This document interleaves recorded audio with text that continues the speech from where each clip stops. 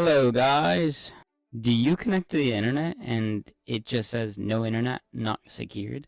Then go to Control Panel, and then to Internet Options, and then to Contents, LAN Settings. Then you're going to want to turn off Use Proxy Server. Click OK. Click OK again. Then go to Network and Sharing Center. Then click on Change Adapter Settings. Click on your internet, then click on Properties, then click on IPv4, then click on Properties again. And if you have these boxes selected, click Obtain Automatically, then turn off Internet Protocol version 6. Then close everything, and then you're going to want to search up Wi-Fi. Then you're going to want to click on Manage Known Networks, then click on Forget on your Wi-Fi.